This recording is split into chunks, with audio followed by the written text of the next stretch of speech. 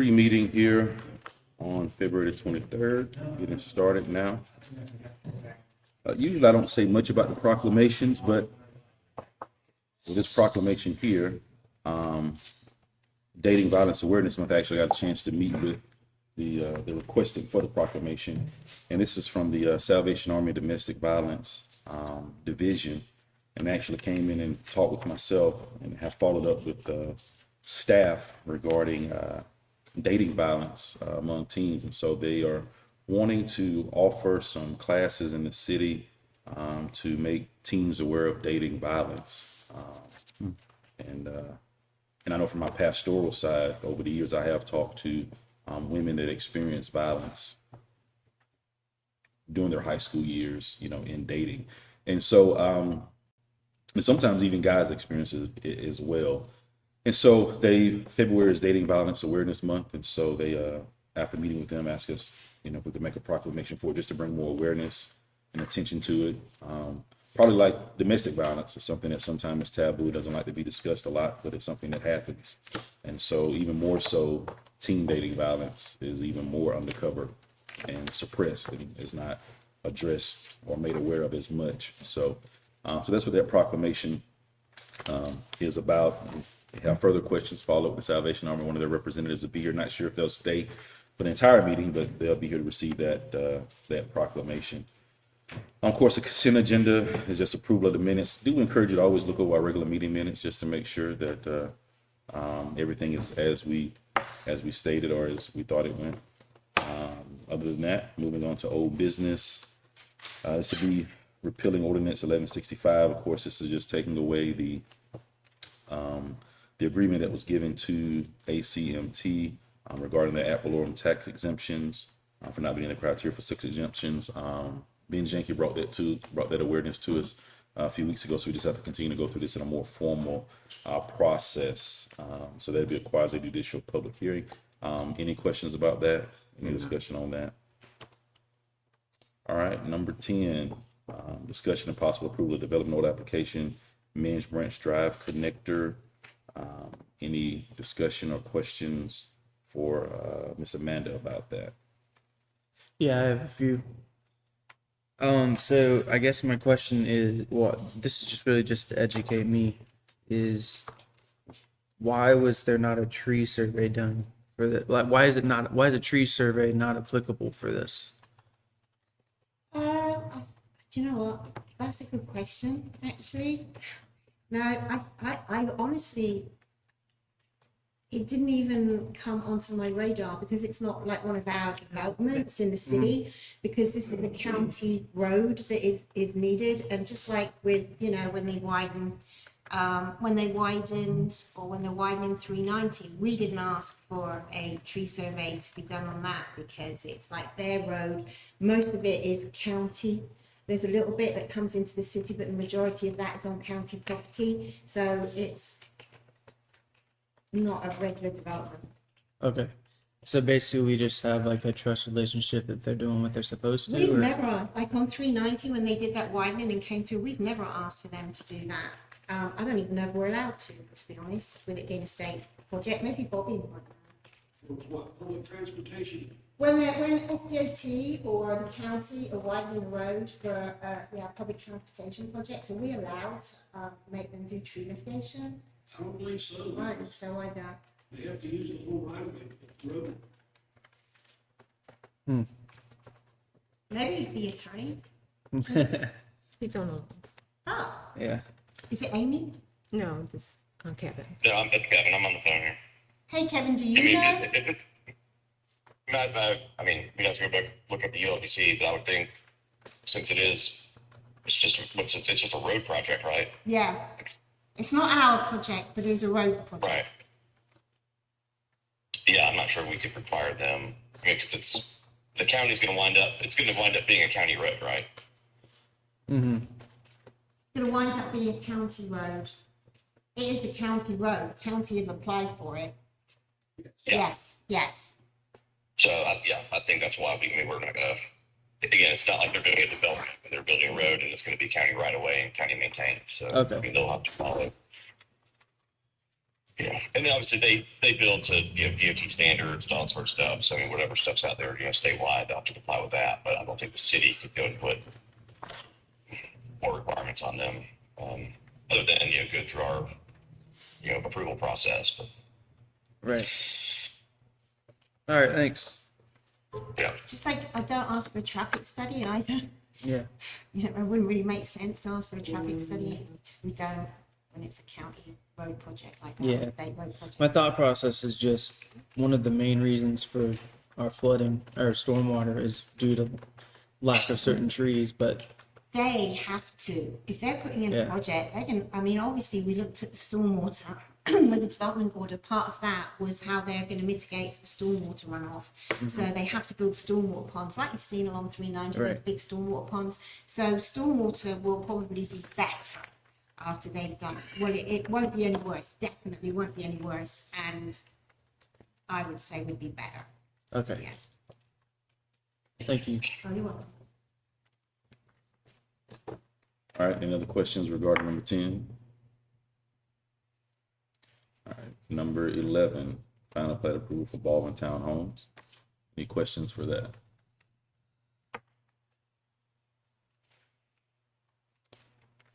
All right. I guess on to our other discussion of the day in regards to, I guess, some other matters regarding our police chief. I know we've been getting a lot of inquiries about it, a lot of emails, I'm not sure how others have responded personally. I'm still gathering facts because I don't know all the information.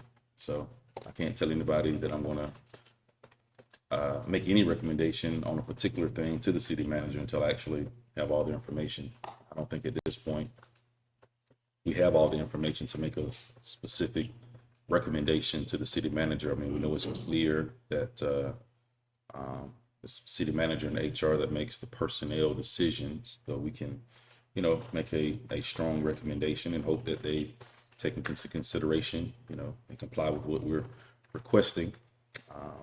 And I think the citizens are aware of that as well, that we're not the ones that make the personnel decisions.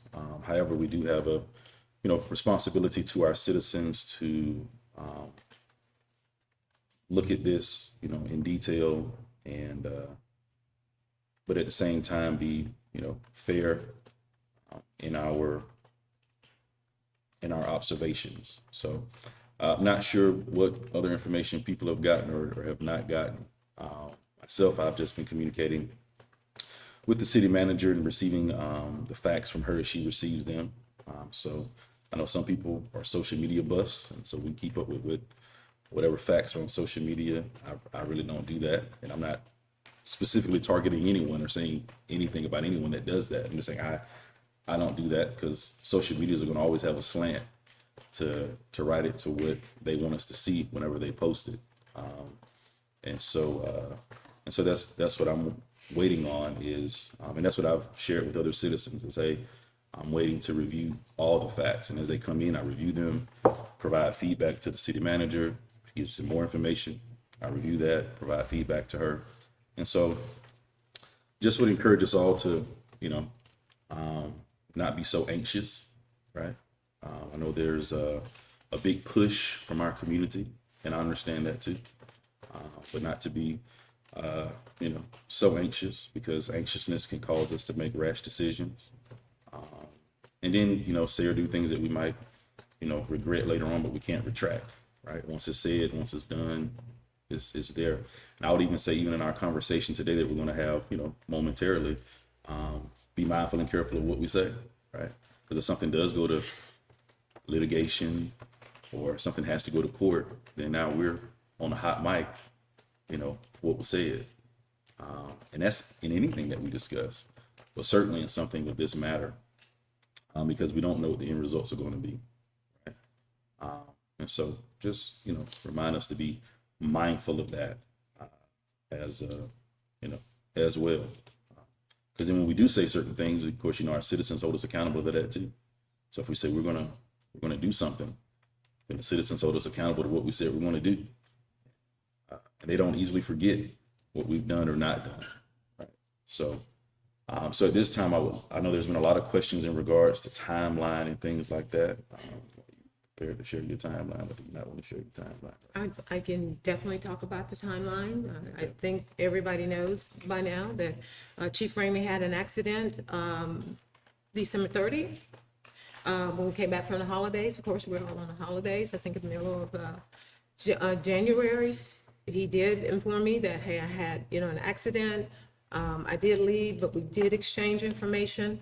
I said, fine, let's, so went from there, didn't hear any more about that.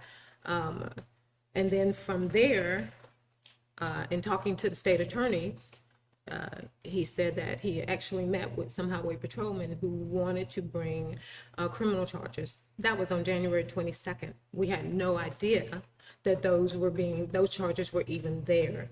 And they were not there at that particular time. And of course, State Attorney Bassford recused himself and said, I know the city, I know Ricky Ramey, so he told them that he was going to send that packet to the governor's office, which he did. But Chief Ramey also was called on by the FHP on the 9th and told him 3 citations you will be given, I think moving infractions and something else. But that was the 9th. He called me and said, just have 3 moving citations. I've got to pay those on Monday and everything's fine. That was on the 9th. Little did anyone know that FHP had uploaded a document on the 6th. And so when Chief Ramey went to pay his infractions like he was told, that's when he saw that. And that was on the 11th. Came in, made me aware on the 12th that there's now another criminal charge that's been uploaded. But he had talked to FHP and they assured him that that was something that should have not been uploaded and it was a mistake and they would get it taken care of. The issuing officer was off on Monday and Tuesday. But Chief Ramey was in contact with the captain of FHP on the 14th. It still had not been removed. And I did say that, I'm going to have to share this with the commissioners. On that morning, 15th, of course, it had already come out. So I did talk to the state attorney, and he said as of today, which was yesterday, the First Circuit Court still does not have any jurisdiction. Until jurisdiction is given by the governor, First Circuit Court cannot move forward. Okay? We know that there are rumors, there are a lot of accusations going around about what happened and how it happened. And the city is definitely aware of all of these, the investigation, and we're monitoring the status of that. Once these findings are made public, the city will evaluate the outcome and will take any and all appropriate measures.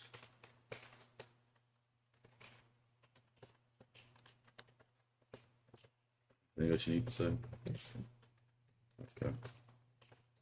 Can I ask Chief Ramey one question? Yes, sir. Chief Ramey, just one question. In regards to her statement of the timeline, as you recall, is that how it happened? Yes. Okay, thank you. All right, are there additional questions for the city manager?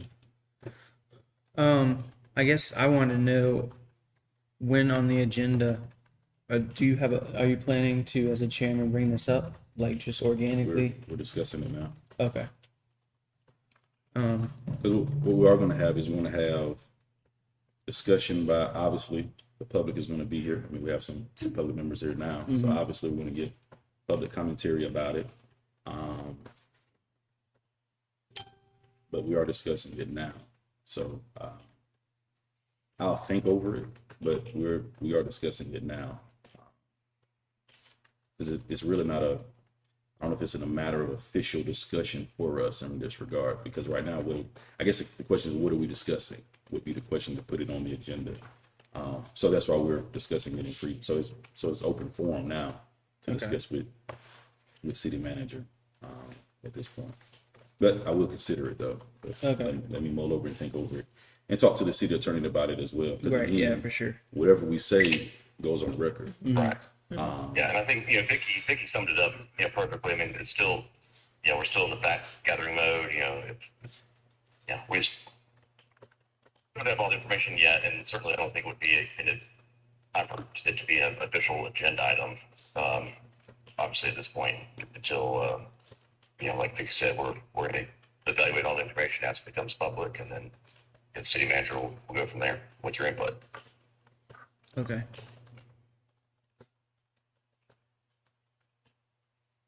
Any other questions for city manager? Any other points of concern regarding this matter? I, there's a lot I want to say, but I know if I say it, it could alter the outcome of this. And I just want the public to know that I know there's a lot of accusations that we're trying to hide this, and that's not the case. I definitely have a lot of concerns with this. What are your And- concerns? Wow. Again, I don't want to say too much, but when you look at it all, it just Jay, Go I ahead. totally agree with you, and I think you need to, as I think you're going to, bring all those concerns, to the city manager. I think you've already had conversations too, but can kind of continue that route until Yeah. this runs its course. But until that time, I do think it's probably better not to, start voicing everything during our meetings yet till you have those one-on-one conversations. Probably all commissioners need to have one-on-one conversations with Vicky. Until we have some more definitive information. Any other questions for the attorney, city manager? Has there been any actions taken once you found out? Like as far as like, hey, just as a sign of good faith to staff in the city, we're going to do this. Well, so we have asked Chief Ramey to do a fitness of duty, and that will be physical and psychological. So that's one of the things that we have done. We've been very cautious of trying to do something before we have received any word from the state attorney's office. Because you really can't punish someone until you know the facts. So, but we have gone on to do that, the fitness of duty. Okay. And if we were to do that, if we were to do what you just said earlier, act before we have the facts, what would be the potential outcomes for that? I think that's a know. Kevin question, Yeah. but I will tell you that we did talk to both Kevin and the labor attorney. Yeah. I know the answer because yeah. I talked to the labor Yes. attorney, and And it's it's not good for the city. right. It would not be good for the city. And I think one of the things for us to, keep in mind, because of course in our emails, one of the things people remind us of is, hey, if Chief was any other citizen, XYZ would be done. XYZ would be done. And just like any other citizen, we always cry about due process, about following the letter of the law, etc. So I don't think it should be, if we're saying that if it was any other citizen, then we would do XYZ for the chief, or that we would do XYZ if it was any other citizen. I think in the same case, we can't be rash and aggressive in any decision making. Certainly be assertive. And I think from talking with the city manager, every day this is something she's been working on. Be assertive about it. However, like any other citizen, they will want their fair shot. And so if we're saying that at this point we're keeping him accountable like the public is asking us to do, then part of that accountability is making sure that everything is done in fairness as well. I think there's some kind of cliche that says innocent to proven guilty, something like that. Now, personally, I have my qualms with that. I don't think that's really the case all the time with the justice system, that things are innocent to proven guilty. However, we do have things in place to make sure that someone is not unduly prosecuted until, all the facts are there. So I think that's sort of where we are now. I know And city manager will discuss with you all too once things are more definitive before meeting her. And I did have some discussion on some things that could possibly, you know, be done. But again, none of that's definitive. So don't want the public or anyone to think that city manager and HR are just sitting around on their hands doing nothing. And just hoping that this blows over and everybody's okay. It is something that is being given great detail and attention to. Just right now, with all the circumstances, there's not a clear-cut decision as to what do you do, because there's so many different circumstances engaged and involved in that, especially in regards to a sworn officer. So I think things would be a little more clear-cut if this was a different department head that didn't have certain, legalities and other things in place that provide different protections for them.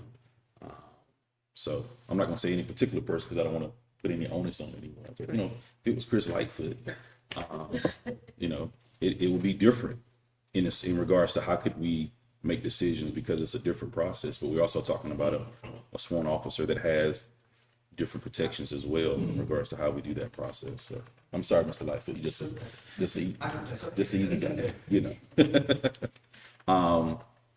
So, but that's part of it. So, because I think as I've talked with city manager, every time we have talked about how do we move forward with something, there's a roadblock that is brought up or a hurdle that's placed there that doesn't make it so clear cut to say, you can do this. Well, this hurdle's here.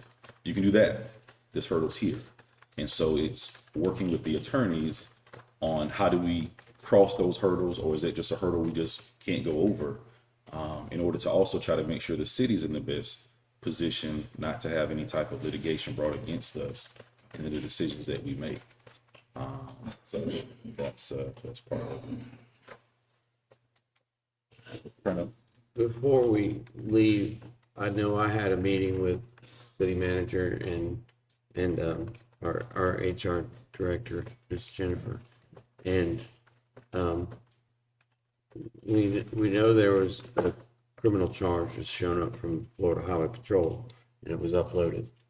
We also know we're waiting on jurisdiction from the first district, but I think the public needs to know why there's a criminal charge and we're still waiting for the outcome from the state's attorney. And Ms. Jennifer summed it up really well yesterday in a meeting that, you can have any kind of criminal charge, but it goes into the process of the courtroom work group. And the state's attorney has the ultimate say in whether something's going to move forward or not. So that was that's why we're waiting on said criminal charge, whether it's going to actually maintain as a criminal charge or be dropped, or what the outcome's going to be, or it's going to move forward in the process of a court date and whatnot. So I just wanted to say that so people don't think we're just dragging our feet for no reason. It's, we're this is painful. yeah, It's absolutely painful. That's the only word painful I can and say. sad. And just to let y'all know, it's whatever the outcome, or it's, we still see it as we're in the public, we have a public trust, and the public trust has been violated. So that's my feeling briefly. You'll hear more. So we'll go from there. The question was asked, what has the city done? Well, initially, what I did was determine that the incident did not happen with a city vehicle and was not during city time. So there's no violation of city policy. Therefore, it would be as if one of you ran, at that point, it was considered to be a civil citation. We were waiting for the citations, which were not even uploaded until February. There was a lot of delay there, of which there should be no action. We are able to be humans and have life outside of our employment. Because of that, there didn't need to be an action done on the uploading of the criminal. Then, as Commissioner Perno, as we discussed yesterday, law enforcement agencies can file their reports, their arrests, their citations, and often in their best attempts, they still don't get it correct from a charging document to take forward to court. And that's why this state has state attorneys, and the state attorney and that office reviews the initial complaints, the arrest reports, or the citations to determine if it's something that can be taken forward. And Kevin, please correct me if I'm incorrect. I'm just going back to some history when I was at the state attorney's office. But it's either going to file an information, which means there's probable cause to take a charge forward. There'll be no information, which means there is no probable cause and it will not be prosecuted. And then there's a third, which is a null pros, which means it will just be dismissed without a decision either way. Kevin, am I close to that? Yeah, that's correct. So at this point, patience, as painful as it might be, is still the best course for both. And it's my job to look at both sides, both the employee and the employer, and help the city manager make the best decision. And I guess for, since public is here and listening as well, could we clarify, when you say state attorney, who's actually reviewing the charges? Well, the charge goes initially to the 14th Judicial Circuit State Attorney, which is Larry Batsford. He felt by his verbal comments that he needed to recuse. Then it goes to the governor's office for assignment, for special assignment. At that point, it's in the governor's hand to determine which state attorney, and there's 20 state attorneys in the state, would get that assignment. It is our belief it will go to the First Circuit. Typically, it's done by a neighboring circuit because of time and travel and expense. There is also a citation that indicates that the state attorney in the First Circuit made a recommendation for a civil citation. One of the citations issued states that per the First Circuit state attorney, which would indicate, two citations would indicate that there was already review and a suggestion to FHP as to how to go. But a final decision cannot be made to squash the criminal report until assignment is made by the governor. Correct. Which he has not made yet. Which is No, not bad. and we can't control when that will be made. I guess the one area I'm kind of lost on is if the governor has not assigned it someone yet, why is it at the first, why is the first district looking at it? Oftentimes, a state attorney who's been given the information that it may come their way will start reviewing it, is my understanding, for legal sufficiency. So they're being ready. Okay. From my experience with the state attorney, they don't like those cases hanging around any longer than the people who are waiting for a resolution. Okay. So they want to get a handle on it quickly, determine how difficult or complicated it might be, because they're taking on extra workload that they're not expecting. Now, that's just supposition on my side or experience from seeing when at the 14th Circuit, we would have to take on assignment. Right. Thank you. All right. Any other questions for Ms. Jennifer? Thank you for that. Ms. Judy, I know you're on the line there. Any questions? You hear me now? Yes. Okay. First, I want to apologize for not being there, but I have an appointment in Pensacola and that could not be changed. Apology accepted. Thank you for letting me sit in your chair. As far as if this had occurred with a normal citizen, but who we're talking about took an oath of office that they wouldn't do anything to discredit. I mean, those are not the exact words, but the average person does not take an oath of office like he did. The next comment is, if we're requiring physical and emotional testing I guess this question is for Kevin. Are we in any way liable keeping him, working? Um, if we suspect that something might be wrong, are we liable to keep him in service? No, and I think the state, like I said, if we have any of those suspicions or doubts, that's why we order the fitness for duty. And we've done that now. I'm not sure when it's been scheduled, but no, I think from a liability standpoint, we're taking the correct steps, based on, on the chief's comments, and then Vicky's evaluation with consultation with HR and the labor attorney, to go ahead and order that fitness for duty. So, I mean, we're taking the correct steps. I don't see the liability on the city. If we did not do that, then potentially, yes, but I think we're good for the time being. Okay, and I just have one last comment. I've received many emails, and I just want to state to the public that we have not been trying to push anything under the rug, as many of us have been accused. They've made statements like either we're stupid or we're corrupt or we're trying to push it under the rug. I'm sorry, we're just trying to be cautious and do what's best for our city. And that's the last of my comments. All right, thank you. All right, so we're finished with that. Anything else? I did have Go a few ahead. more things. Yes, sir. I think one thing as a commission we should keep in mind is that there's certain things the city can and can't do, and then there's certain things that as a commission it's a little bit different. So, like, for example, what I want to say is like on Tuesday we're gonna have public commentary. Undoubtedly, people are gonna come up and have comments about it.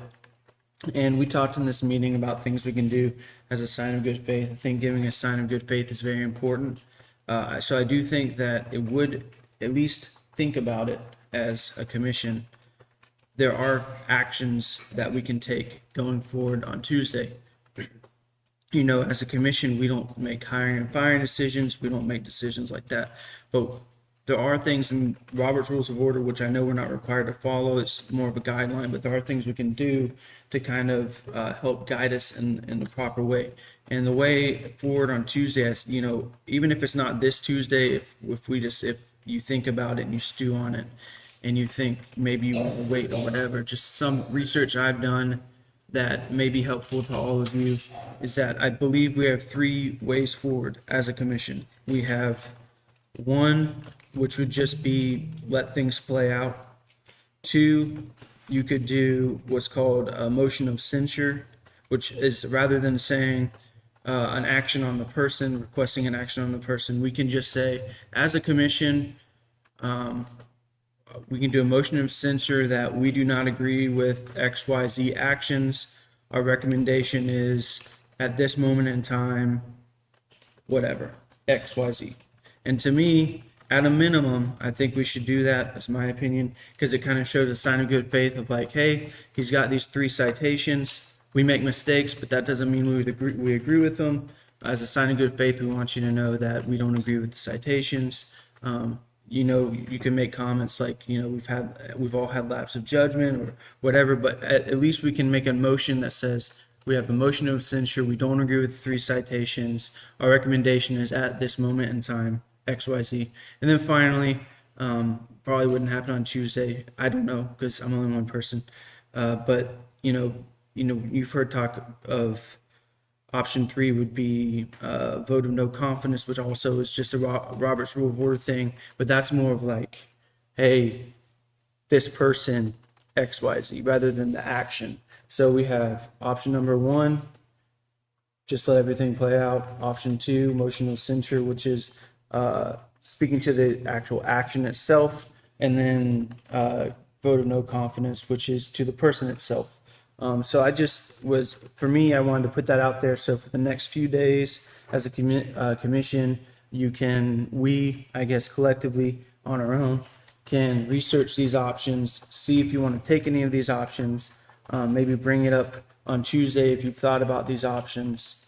Because because so far we've just really been talking about what the city can do. So I just wanted to kind of throw it out there what the commission can possibly do. And that's not me. I'm not trying to advise really what action to take. I just wanted to put those options out there so that you can do some research in the next few days and kind of gather your thoughts. Got it.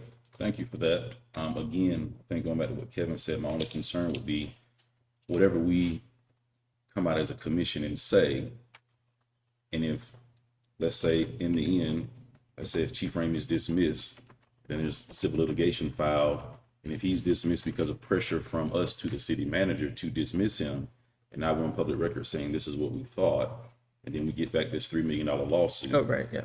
So that's my concern. Yeah.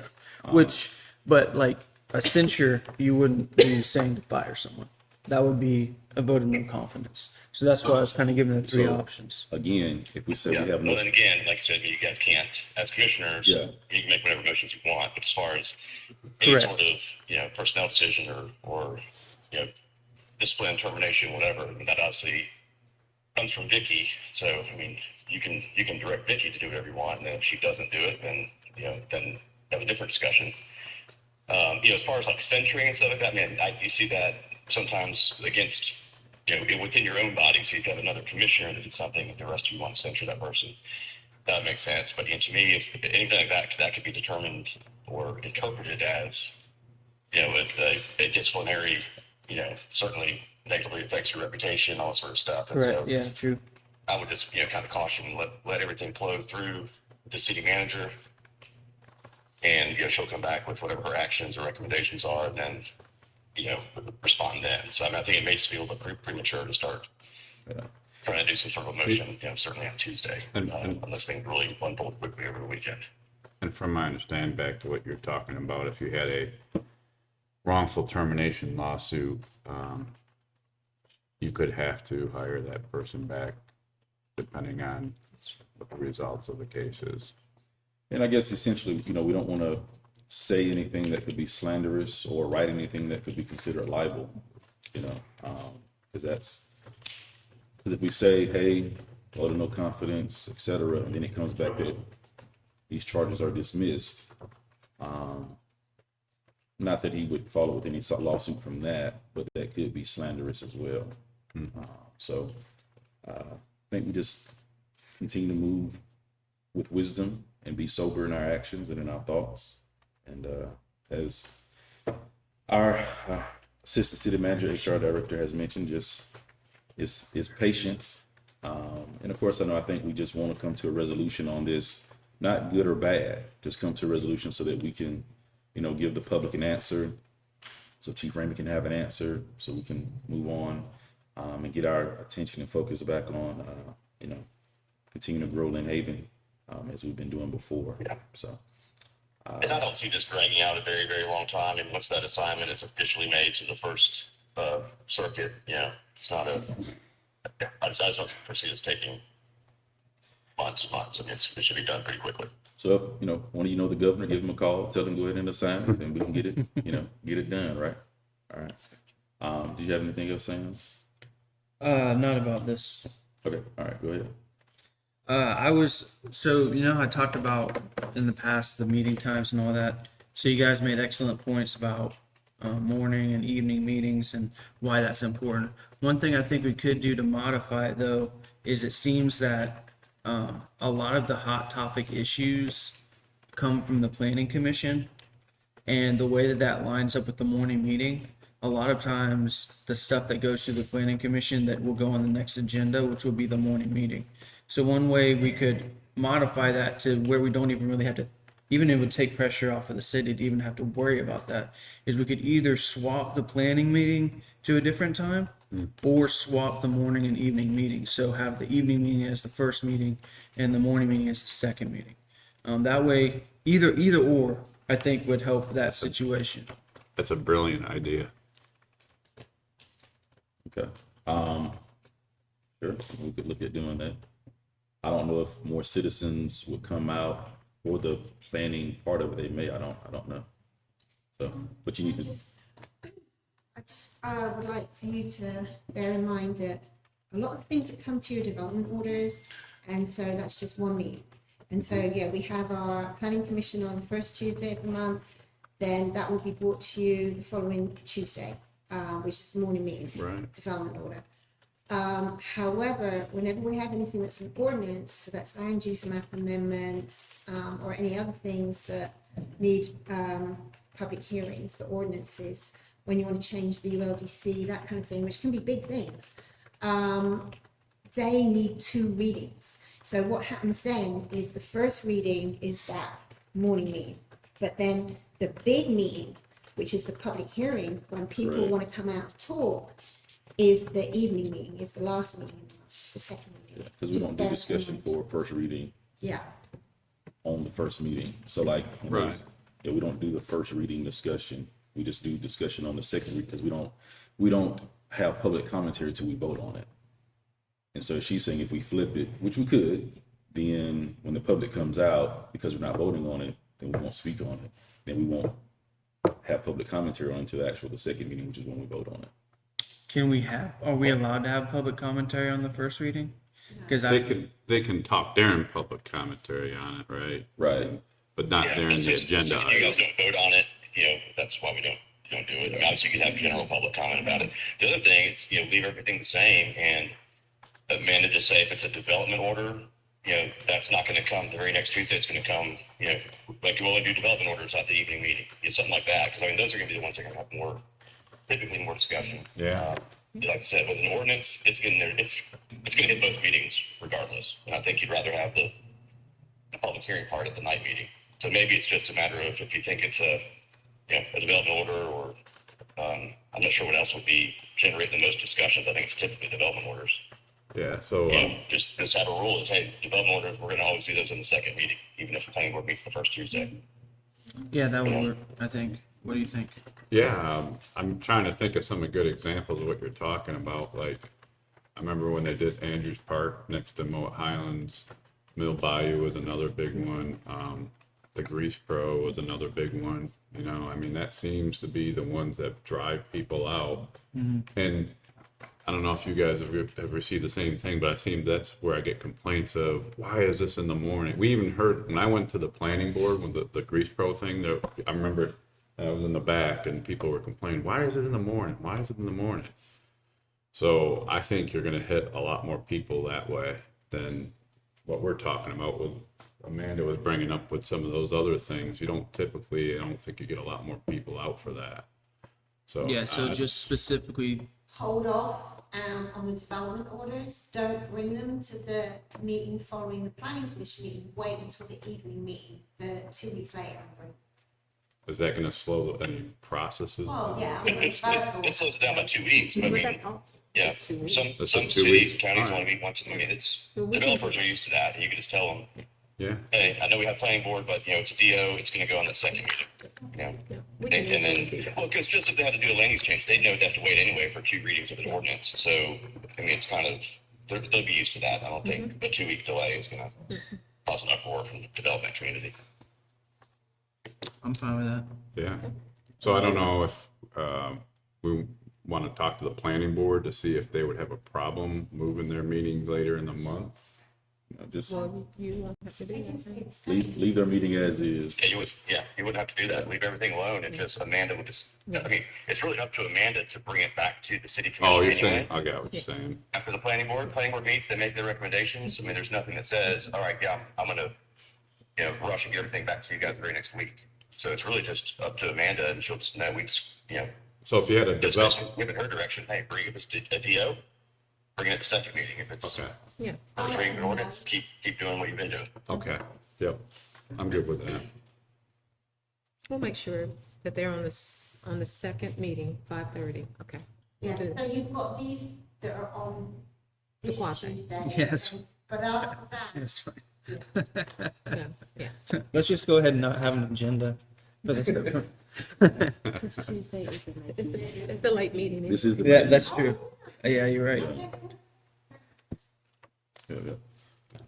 Sounds right. great. I like that. All right, we'll see y'all Tuesday, 5:30. What color shirts we wear last time? Light color Light blue. shirt? Let's wear the dark ones this time. All right. Judy, wear your dark shirt. It's the doctor.